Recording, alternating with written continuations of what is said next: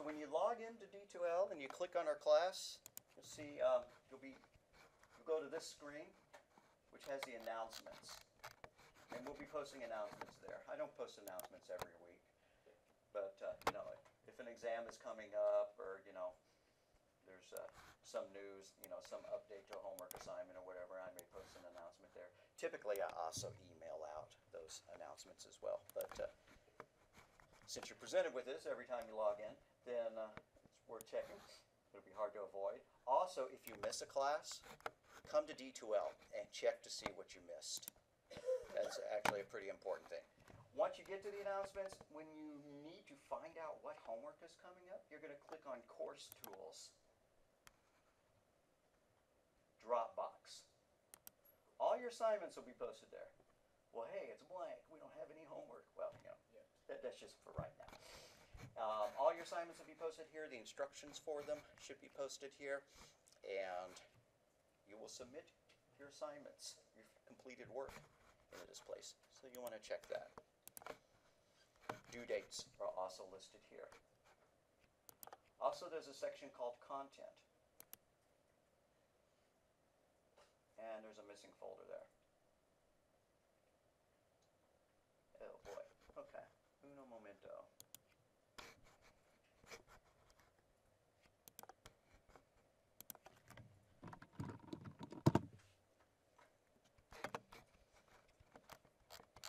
Something I need to grab. Very sorry for not having this there. I was sure I had uploaded it.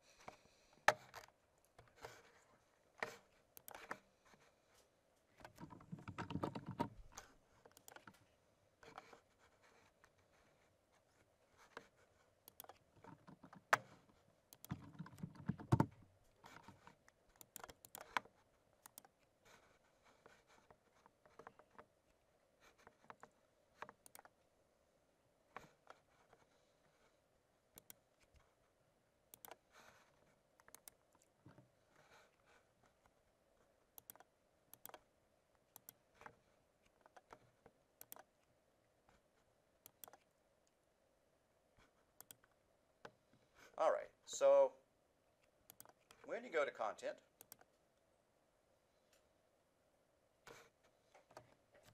right now there's 3 folders there. One for the syllabus, one for PowerPoints, and one for the textbook. You also see those just from the main screen when you come here down on the side. Whoops, not that main screen. When you log in, when you click our link, you'll see them here on Content Quick Links, so you can get to them pretty easily. An important one is the textbook. Why is this important? Because you don't actually have to buy the text for this class. They're available online. If you've already bought them, you could even think about you know, going back and taking them back, getting a refund on it, or you can keep it. But I'll tell you the reason why you might take it back in a minute as we talk about the syllabus. So there are 2 texts that we use. There's one called Python 3, How to Think Like a Computer Scientist. And then there's one called Head First Programming. Head First Programming is the one that's available in the bookstore for purchasing. But we're actually going to use Python 3, How to Think Like a Computer Scientist, more. Head First Programming is a tutorial. It's a step-by-step, okay, you need to type this in here. And it's worth looking at and understanding, and we will be doing some of that. But this is more of an actual textbook, which introduces programming concepts. It's much more structured, so I think it's easier to learn by going through this site than by going through that text. And we're actually modifying. This is open source text, meaning that we can go in and we can, you know, manipulate this, publish it ourselves for our own use. And so a couple of professors are revising this for our own use, but right now we're using this one. It's incredibly useful and incredibly, we'll be hitting this a lot. This actually serves as our PowerPoints, pretty much, going into each page. Well, let's hit the syllabus.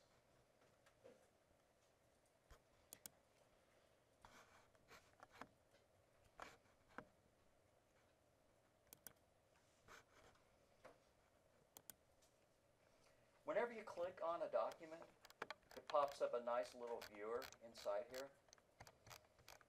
Usually you will want to download the document and open it separately. The reason I say that is that if you hit a PowerPoint and you try to view it in this little internal window here, it's really hard to view PowerPoints. For Word documents and for PDFs, it works great. You don't usually have to open them and read them separately. But if you, this is especially true in classes that use a lot of PowerPoints, if the PowerPoints are posted, you'll want to actually download the document. And so after you're viewing the document, you can scroll down to the bottom of the window and there should be a download link. Sometimes it looks like a big arrow pointing down. Sometimes you just see the download button. I haven't figured out why it offers one sometimes and one the other. You just click on that and then you can go and open that document. And that'll open it up. I had something incredibly important to say. Okay. You may be a Firefox fan or you may be an IE fan. I would recommend using Chrome in this class. And there's really only one reason for that. Well, there's two reasons for that. I switched over using Chrome a while back, so if you need help on locating some function within Chrome, I can instantly help you. You know, if you're using Chrome, not so instantly on using Firefox. But if you want to use Firefox, that's totally cool, except when it comes to using our flowcharting software. The flowcharting software we use is an online application, and it malfunctions with Firefox, and for some reason they haven't fixed that. So even if you're going to use Firefox for the rest of the class, you'll want to use Chrome for that particular application for flowcharting. And if Chrome isn't available as a link down here or in the menu, you can always find it really easily by going to the search box. To me, it confuses me why each version of Windows moves the search box and sometimes makes it more difficult to find. Windows 8 was especially bad about this. You just click on the Windows symbol and you type something in. If you're using your Mac, then you just come up and you hit the question mark up at the top and you can do a search just as easily. It's funny that the Mac and older versions of Windows are like mirror images of each other. On the Mac, you have the menu bar up at the top. On the PC, then you have your menu bar down here at the bottom. On the Mac, you launch your applications from something up at the top. On the PC, you know, but most people push their dock to the side nowadays. Anyways. I'm babbling. Course description. This is an introductory course to learn how to write programs and, more importantly, to understand the logic for programming, for problem solving. We are going to learn several different techniques for understanding programs, including flowcharting and pseudocode and a programming language. Flowcharting, you may have seen in the past, it's when you just have all these symbols that represents the logic of a program. It's a map of a program. It looks like that, you know. Ours will be a little considerably more complicated than just that. In fact, that's a horrible flowchart. A flowchart should always have a beginning and an end, and every branch in it needs to get to the end. Yeah. Just like if you were trying to go to Walmart from Rose, and so you use Google Maps, you'd be really annoyed if some of the paths, you know, led off to dead ends. So, anyways, flowcharts are one technique for figuring out the logic of your program. Another is pseudocode. Pseudocode is when you write something in a programming-like language, but it's just plain English. It ignores syntax. You don't have to get colons in the right place and parentheses in the right place and stuff like that. And the idea behind pseudocode is that you're just mapping out the way the program works. It's a series of steps to follow. Just like you load up Google Maps or whatever and you get a series of steps to go to Walmart. Google Maps, the pseudocode is a series of steps. It's telling you what kind of program you're going to write. But it does not follow any specific syntax. And why is that important? Because you can write pseudocode and then give it to a programmer who understands any specific language. It's not written in, you know, if you hand somebody, you know, some C++ or whatever, and you give that to a Python programmer, and they may go, I don't understand how to do this. I don't know how to get these to work. But if you hand pseudocode to either the C++ programmer or the Python program, they can write the program right away. Of course, that's what. If within boundaries of search, calculate the midpoint. If the value is in the midpoint, return the midpoint. You know, it's just English. It's not actually a computer programming language. So when you type in pseudocode, you're not going to then be able to click a run button, you know, and see some results. Some people hate flowcharting. They'd rather just write the program. I sympathize. When I was a high school kid, you know, and they made us flowchart the program, I would write the program first, and then I'd draw the make y'all draw the flow charts. Every version of this class that is taught here teaches flow charting, and in fact, some professors didn't even let you write any code. You flow charted and you pseudocoded the entire semester. Now, I think that would be really boring myself. You want to learn how to program a computer. So, we're actually going to do computer programming. But it's an important technique to learn. We will be learning concepts. By the time you're done with here, you'll know what variables are, what decision flow structures are, what loops are, what functions are, what objects are.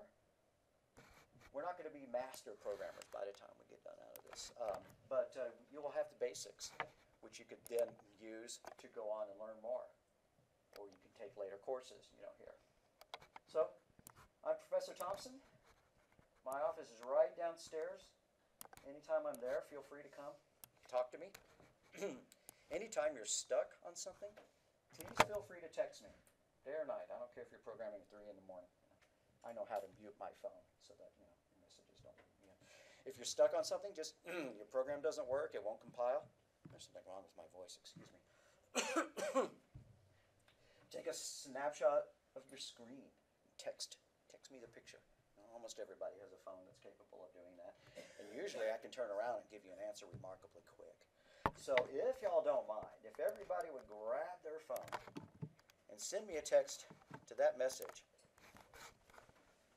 not to that message, to that number, just send me your name and then CIT1113 so that it's easy for me to file you into a list. I'll never contact you about anything that's not related to the class. And the good thing about having me already programmed into your phone is that it encourages you to call me or text me if you get stuck on something. And if I know that class is going to be canceled for some reason, we have snowstorms or whatever, I can send you a message saying that class is canceled. Of course, you can always just check online. But, nice to have that communication window open. Email also is, great, but I answer texts more quickly than I answer email.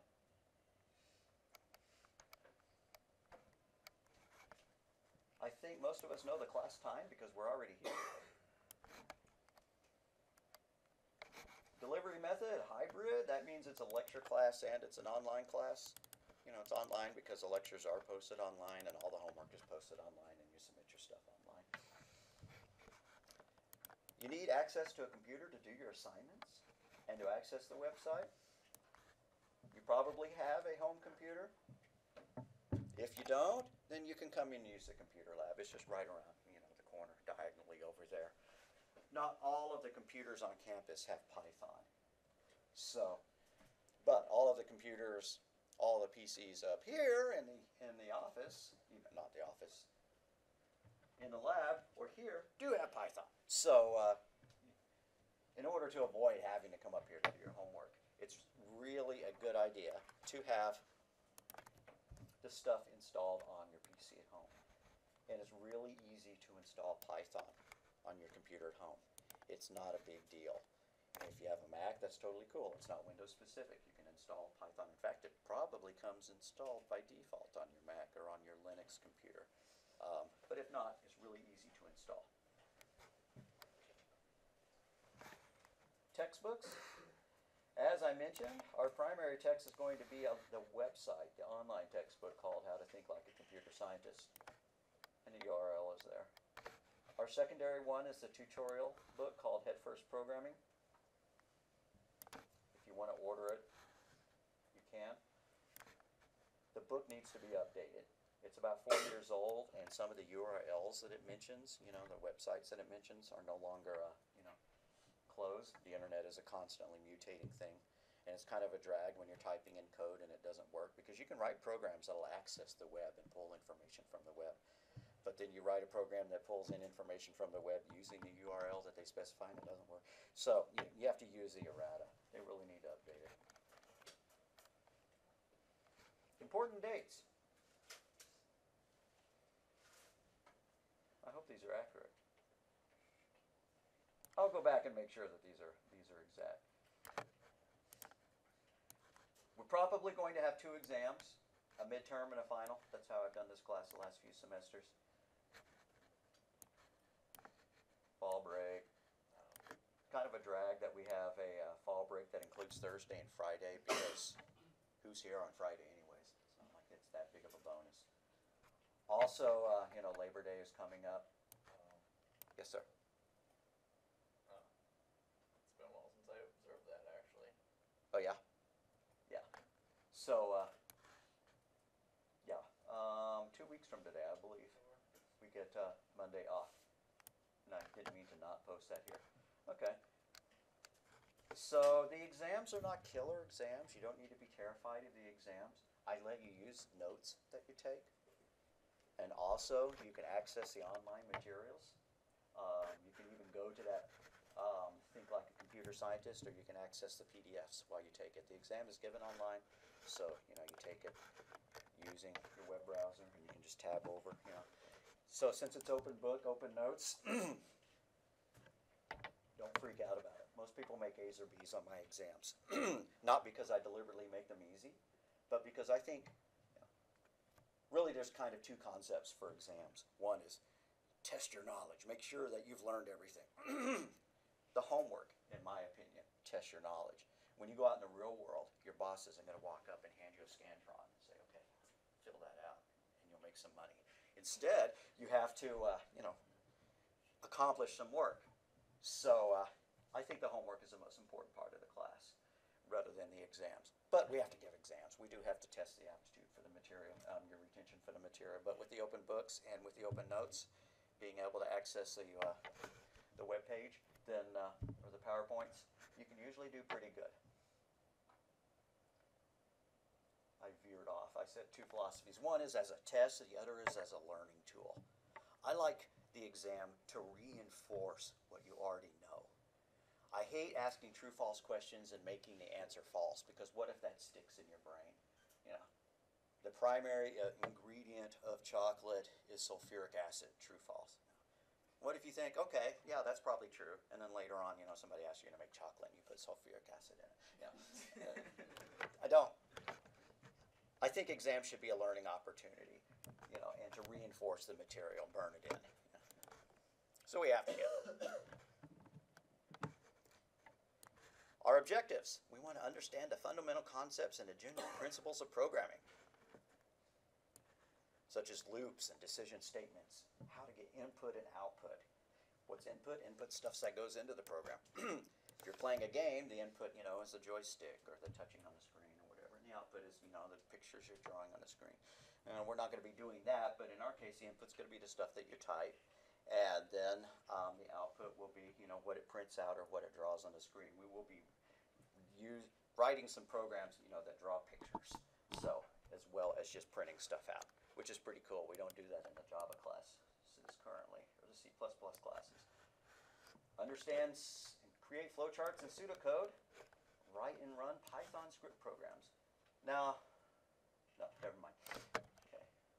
Grading scale is pretty traditional, 90 to 100% an A. I really want all y'all to do well. I don't mind turning in, you know, grades at the end of the semester where 90% of y'all have A's or whatever. You know, and if somebody says you give too many A's, then I'll say, okay, you take this exam, and you know, you tell me if it was an easy course. I want y'all to learn all the material. You know, it's not supposed to be a course that you sleepwalk through or that you get to skip, but I want y'all to learn it, and it's usually pretty easy to do. I give out a lot of good grades. The way the grades are broken out is homework is a majority of your grade, which is good news, you know, in a way, because that means that the exams don't kill you as much as, you know, as you might worry about. And you make a great grade on the homework, then you're already well on your way towards acing the class. The other thing that we do is, besides me giving you homework and just sending y'all off to do it, we do in-class assignments. In-class assignments are when I give you code to type in, or I sit up here and I type it in and you follow along. And that way, you're learning the concept, you're getting some hands-on time with it, you're staying awake. It's much more interesting, you know, to have parts of the class where you're typing on the computer rather than just listening to me drone, you know, for an hour. So people typically enjoy the in-class assignments. Sometimes they will be posted, you know, as a document that you can type the code in from, but sometimes it's just involving stuff that I have you type in, watching me up here. And why do I do that? well, it engages, you know, I get a chance to write the program and to make revisions to it at the same time that y'all are doing it, and then I walk around and make sure that everybody gets it running, and, you know, so we're all learning the same stuff. And it's okay to help each other, you know, if you happen to like, you know, the person sitting next to you and you're already done with your in-class assignment and they're struggling on it, it's okay to go, hey, you misspelled that word, or whatever. That's not true for homework. Y'all can't collaborate on homework. So I'll talk more about that later. So the in-class assignments, we may not do one every day, but we usually do at least one a week. So if you miss a class, you need to check the Dropbox, see if there was an in-class assignment that day, and watch the lecture and work along with it. And if you do that, you'll still get credit for it. So my grade policy. If the program has to at least be able to run. If the program has syntax errors and won't run, you don't receive any credit for it. Why is that? Well, you know, if you're writing software, you know, that is going to control, you know, the Patriot missile system, or, you know, calculate a payroll and it crashes, then you wouldn't get any credit in the real world for that. The program has to run or else I can't grade it. And what do I mean by that? Well, there are things called syntax errors, which is just things that make the program not run at all. And I'll show you what I mean. You know, if I was going to write a program and I wrote the program in the incorrect way, I didn't use the language properly. Oh, they've reformatted the machine in the past few days. Okay. So, I'm going to write a program, like you can see this text. Excuse me, I'm going to make it larger. As a matter of fact, let's all do this together. If you can't log in to D12, I'll come over and I'll log you in. Yeah, I'm just going to give everybody credit for this, but I will log you in on your computer so that you can type along. So just let me make one change.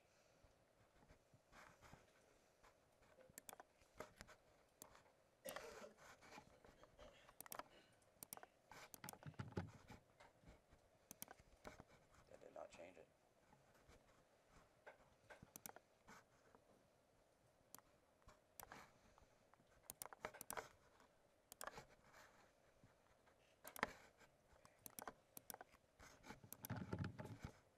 Really?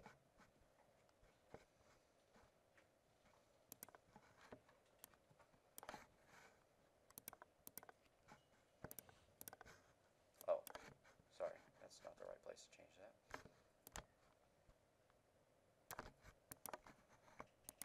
There. Now we have big text. So we're going to type some stuff in together. For y'all who can't log in, we'll be able to.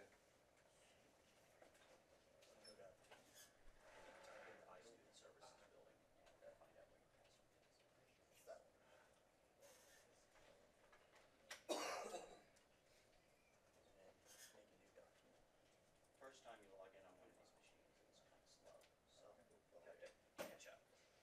Okay, so to run the program that we're going to program in, we run something called idle. Not IDOL like American Idol, but IDLE.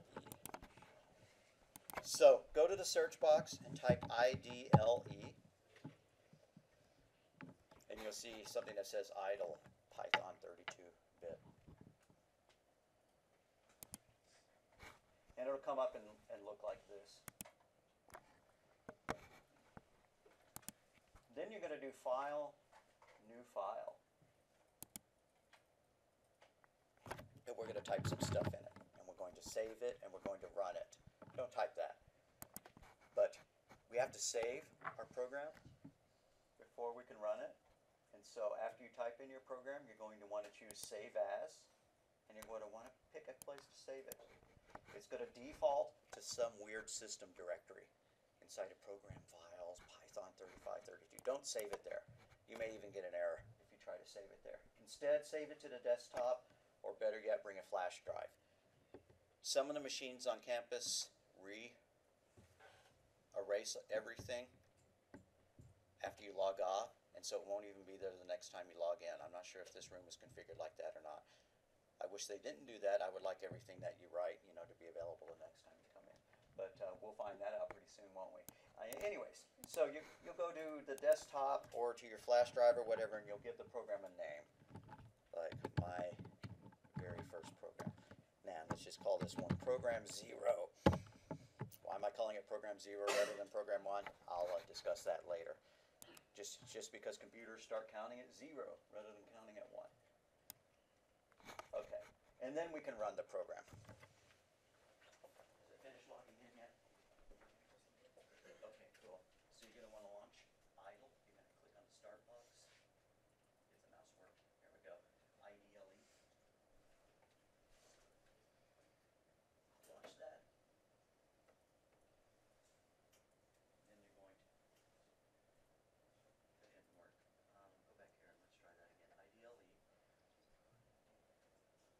Choose that one that says idle 32-bit. Okay. Cool. And then do File New. File. And then do File Save As. And save it to your desktop. Call it prog0, P-R-O-G-0. Don't save it in here. This is in some weird system directory. And it defaults to that every single time. Okay, why is it called idle? Well, the program is called Python. The guy who invented it loves Monty Python's Flying Circus. One of the founding members of Monty Python's Flying Circus, you know, that TV show, is Eric Idle. So, Idle. I don't know. Anyways, this is the development environment that comes bundled with every install of Python. So when you download and install Python on your laptop or home computer, whatever, you'll get idle. And that's pretty cool. Some classes use a different programming environment to learn to learn Python, but since this one comes with it, we're just going to use that. And what does integrated development environment mean? It means that all the tools for writing your program are right here. We get a little text editor. We get, you know, the way to run the program. We get all the tools for formatting it, because you can write a program just with a simple text editor. You could pop open Notepad, you know, and type a program in there, but then you have to compile it and run it. And so you have to wind up going to the command prompt. And command prompt, when I say that in Linux, you know, it's either called the shell or the terminal, used to the DOS prompt. This isn't really DOS anymore, but it's the same thing. You type in commands there. We're not going to do too much with the DOS prompt. But every once in a while, into the Dropbox. And we need to create a Dropbox for this specific assignment. And for those of y'all who are having password issues, you're not going to be able to do this. So as soon as you get your password up and running, hopefully you'll have it done by Wednesday, just come in early and repeat that process and upload it into the Dropbox. So this is going to be called in class 0. Again, I'm using that 0.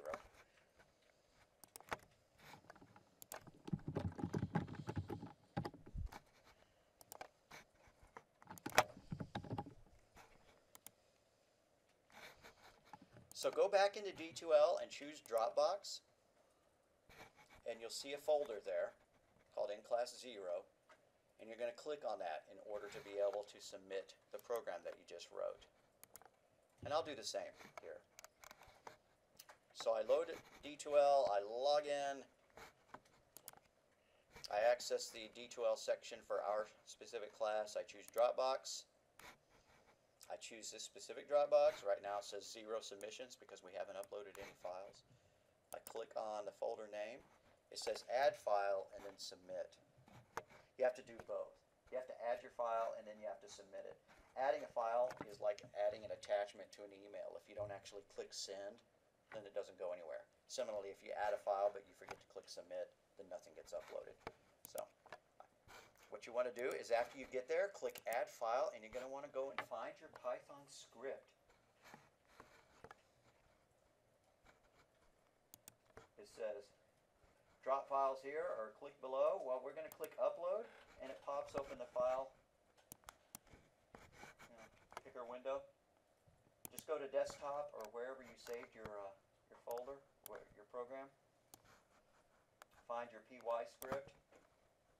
It may not have .py there. Yours may not be configured to show extensions. We'll worry about that later. Look for the file that says prog0. It should be wherever you saved it. If you can't find it, type in prog0 there, you know, and then you should be able to double click on that, and there we see it, but it's not attached yet, so you have to click Add. After you've clicked Add File, then you have to click Submit.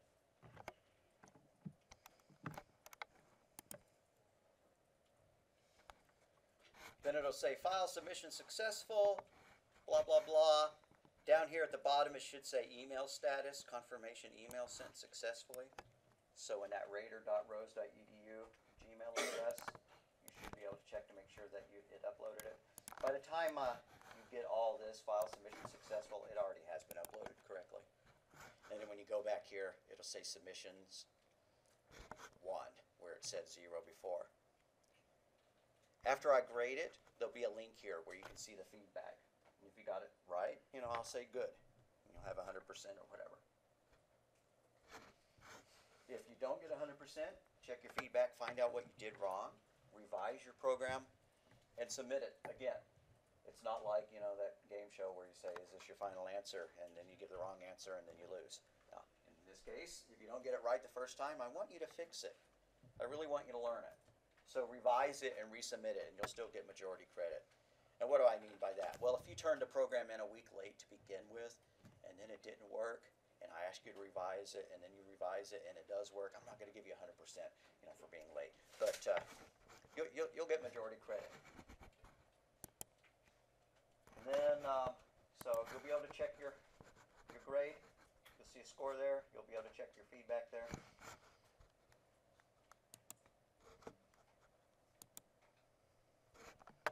I promise to have everything graded within a week of you submitting it, and hopefully faster, so that you can turn around and fix it. I want to see how many people got them uploaded. Whoa. Well, looks like the vast majority of us, excuse me, got it uploaded. So, that evening or whatever, I have to go through and I check each one, upload them, and then score them, and you can check your feedback. There's also a tool called Grades, where you can check to see, what's been graded. Right now, nothing's been graded, so it doesn't show anything there yet. Alrighty, we've done our first in-class assignment. As I said, I may award you partial credit if the program runs, but it doesn't do what it's supposed to do. Like if I tell you to write a program that calculates the value of pi. Pi actually has a formula which can be used to calculate it. It's not just something that people typed in. And if your program says that pi is equal to 4 rather than 3.14159, then I'll say nice try. I won't be that sarcastic. Then you'll get the chance to revise it. I'll probably give you a strong hint as to what was wrong with it, so that you can revise it. And if you can't figure it out, then come and see me in my office, or shoot me a text, or we can stay after class. I don't teach another class immediately after this one, and I don't think there's another class that meets in this room immediately after this one, so we can hang out if you have extra time and you have questions. Don't think that I need to get out of here. Stay here and ask questions. If you receive partial credit, you can revise and resubmit and get more. Programming assignments are due 1 week from the day they are assigned. I don't think it's fair for me to come in on Monday and say, oh, by the way, you have to turn this in on Wednesday. Don't want to do that. So usually I want you to have it uploaded by the Sunday night, before Monday of next week. It gives you about a week to do it. Yes, sir. You want us to upload it to the in-class 0? Absolutely. Yeah. Homework assignments completed on time get a 5% grade bonus. So if you get it perfectly right and you turn it in on time, you'll get 105 rather than 100 on your homework assignment. And that's pretty cool. You can build up, a reserve of extra credit, so that if you have to miss an assignment at the end of the class or whatever, it's not a grade killer. So, one note, you have to complete at least 50% of the programming assignments to pass the course. I've had people who thought that they could skip all the homework and just take the exams, and if they ace the exams, then they could pass the course. And the way the grading systems are set up, maybe you would get a passing grade if you did that, but you actually have to look to demonstrate that you can actually write the programs and not just take an exam. So you do have to get half of them done. Very, very rarely do I have people who don't get half the homework done. I almost never have to invoke that rule. So a late assignment policy. If you don't get something done the day that it's due, you don't have to go into an utter panic, because you can turn it in up to a week late and still make a 90% on it. But do try to get it done pretty quickly. The reason for that is because if we're not all on the same page, if we all haven't done the homework assignments, then you're going to be lost when we move on to the next topic. And you'll have to ask questions, or at least I hope you do. Don't walk out of here with unanswered questions. If you have to ask questions in order to catch up, that's totally okay. If it seems like it's going to take 10 or 15 minutes to explain a point that I think everybody else has, I may say, hey, let's hang out and talk about it after class. But if we're all on the same page, then we make a lot more progress in the class. And everything builds on the thing that you learned last time, So, like if you're in a soccer class and you didn't know how to run, then the next time when you're learning how to dribble the ball, then it would be really hard for you to do that. Same thing here. Everything you learn, we build upon the next time. In-class assignments need to be completed within 2 weeks. I know that, if you have to, fly to Manhattan in order to attend a funeral or whatever, you may miss a couple of days of class. And doing the homework while you're, on the plane may not be your top priority. Just come back and get it done. Watch the videos and get the homework and the in-class assignment done. That's why I record the lectures. That said, if you're missing a lot of class, you're going to have a hard time in the course unless you're watching the lectures at home. The people who struggle in the courses tend to be the people who are missing a lot. So just plan on being here.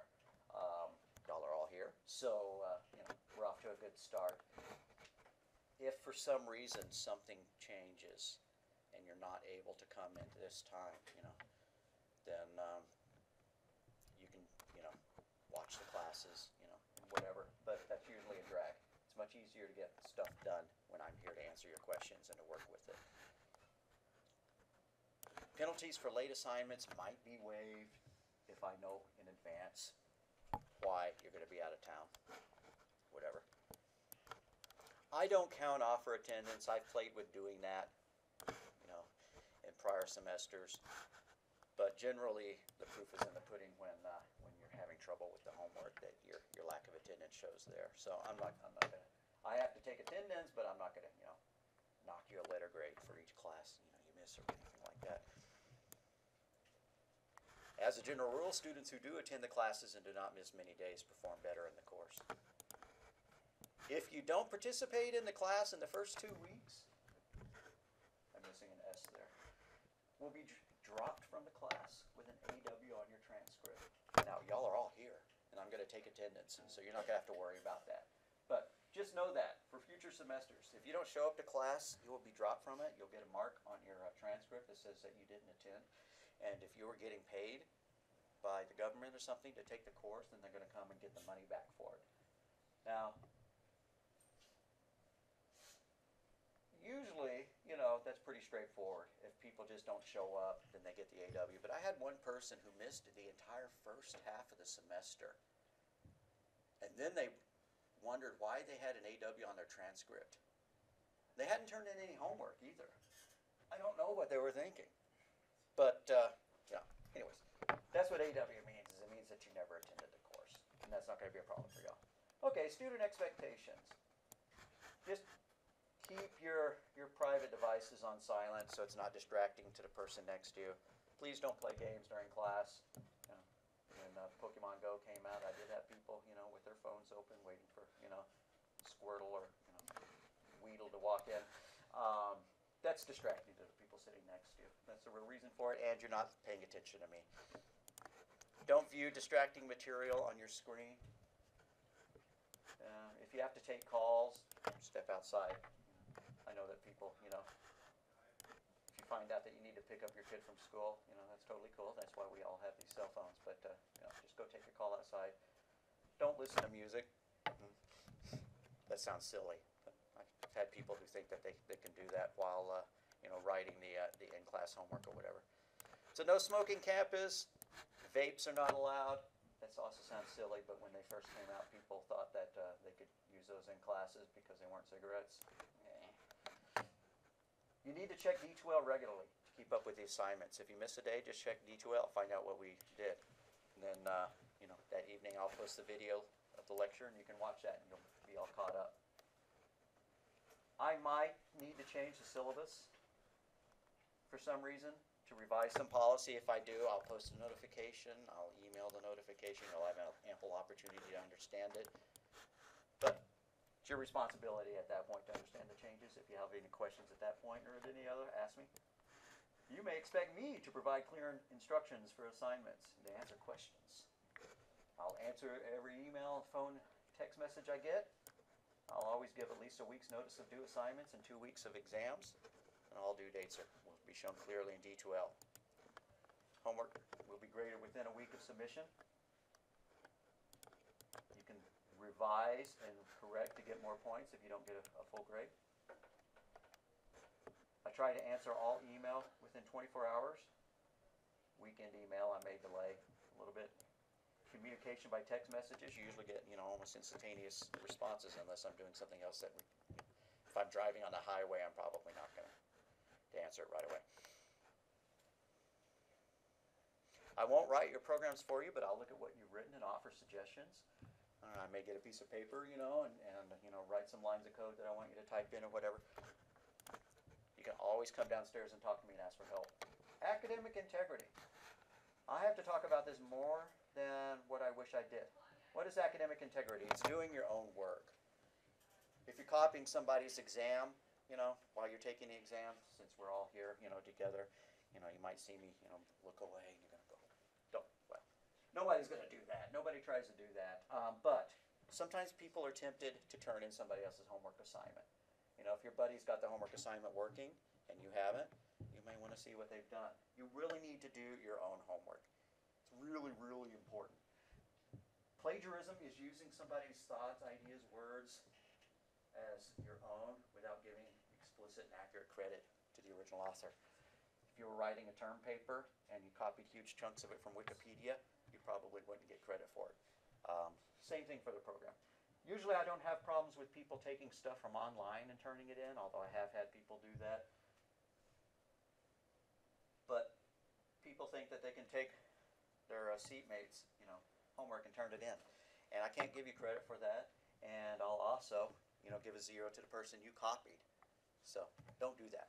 And, that's kind of a warning. Sometimes, your friend will ask, I don't understand how to do assignment 6. Can I look at the code? And you give it to them and they turn around and submit that. You didn't know they were going to do that. You just thought that they were going to look at it.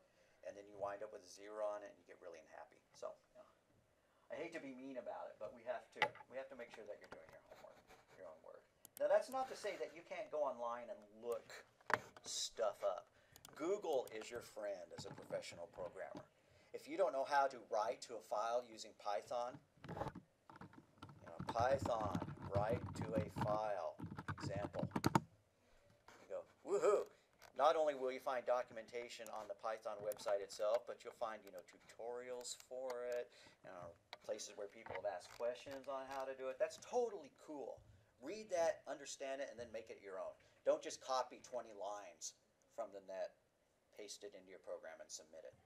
That's not going to really apply here at all because, I asked for specific things in the programs, and those, hopefully haven't been compiled in a library and uploaded, and I change them every semester anyways. But in later classes, if I tell somebody to write a Caesar's cipher program and I explain what a Caesar's cipher is, and I give you suggestions on how to do it, and then you turn in something that looks like it was written by a guy who works for the NSA, and I'll find out where that code came from. It's obviously not yours. It probably doesn't do exactly what the assignment did anyways, and then you'll be asked to write it yourself again.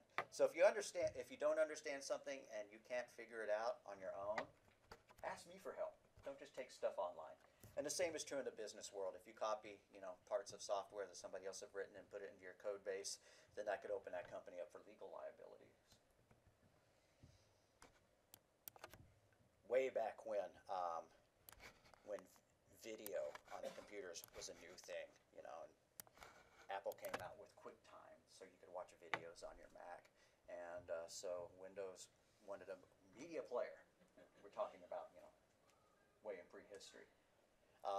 It turned out that large chunks of the Windows media player was taken from the QuickTime source code. And so that was a problem, a legal problem for Microsoft. You know, so, and it's not Microsoft's fault, it's the contractors that they had hired, you know, to do that, had access, you know, via other contractors who had worked for Apple, you know, or whatever. So, but they were still legally liable for it. So you just have to do your own work. And every semester I have to get on somebody's case about it. Otherwise I wouldn't talk about it that much. First time it happens, you get a 0 for it, you know. And then I'll let you redo the program on your own. And that's pretty lax, huh? But the second time, then much worse things can happen. Consequences of academic dishonesty. First time, you get a 0. If you copied it from somebody else, they get a 0 too. I'm not sure how to jive that with what I just said about asking you to do it again, because that would make the person who you copied from have to do it again. I have to think about that. Anyways, but for multiple infractions, the matter will be escalated to the division dean and the director of student conduct, and then, you know, bad things can happen to your record. Student support services. If you have a disability, go and talk to them. They're really useful, and I'm really helpful in helping you. For example, you know, some people have dyslexia and it takes them a long time to understand written text, and so they need special accommodations for taking the exams. You know. In that case, you know, you can get extra time to take the exam, or, you know, maybe even we will take the exam at a separate time, you know, and I'll help you read it. I've only had to do that once, but whatever.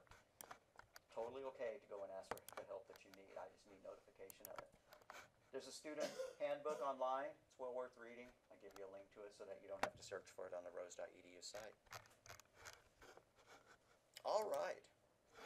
We are done. I promised I'd let y'all out early. It doesn't look like we got out that early. I apologize for that. I talked too much. Plus, I haven't taken attendance yet. So,